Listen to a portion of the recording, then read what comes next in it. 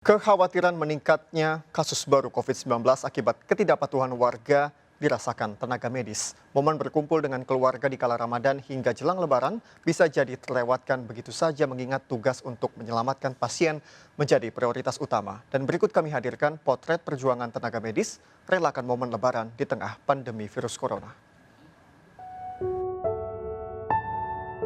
Nama saya Dr. Rangga Rendra Saleh. Saya adalah dokter spesialis telinga, hidung, tenggorok, bedah kepala leher yang bekerja di Rumah Sakit Cipto Mangunkusumo, Jakarta. Saya adalah sebagian dari tenaga medis yang menangani pasien COVID-19. Untuk mendiagnosis COVID-19, pada pasien kita memerlukan pemeriksaan swab atau usap hidung dan tenggorok yang biasa kita lakukan. Selama pandemi ini, tentu saja beban kerja tenaga medis menjadi jauh meningkat.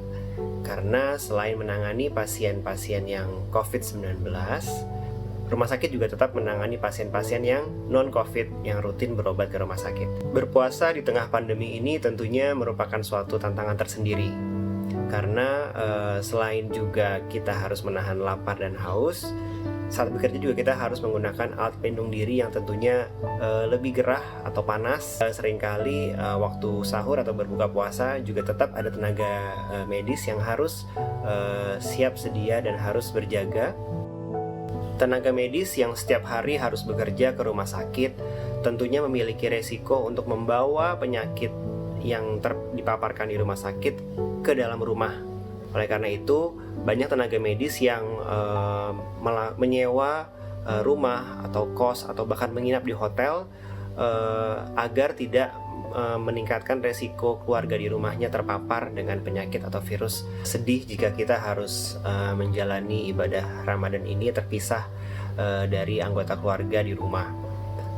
Beberapa cara yang bisa dilakukan biasanya teman-teman tenaga medis, dokter atau perawat biasanya melakukan video call dengan anggota keluarga. Untuk Lebaran tahun ini saya pribadi tidak melakukan acara silaturahmi dengan keluarga besar, tapi mungkin hanya dengan keluarga inti saja. Untuk keluarga yang lain kita lakukan mungkin secara virtual dengan video call atau video conference. Tahun ini kita merayakannya dengan sedikit berbeda, mungkin tidak beramai-ramai, juga mungkin tidak dengan baju yang baru. Yang pasti pesan dari saya adalah tetap menjaga kesehatan dan juga selalu melakukan langkah-langkah untuk pencegahan penularan virus COVID-19. Antara lain yaitu yang pasti dengan cuci tangan dan juga bisa ditambah dengan cuci hidung. Jangan mudik, kenapa? Karena kita mudik kita membawa penyakit ke kampung halaman kita dan juga beresiko menularkan keluarga kita di kampung halaman. Ingat bahwa Lebaran ini bukan tentang baju barunya, tapi lebih kepada pribadi yang baru dan juga bisa kita habiskan bersama keluarga dekat. Selamat merayakan Hari Raya Idul Fitri.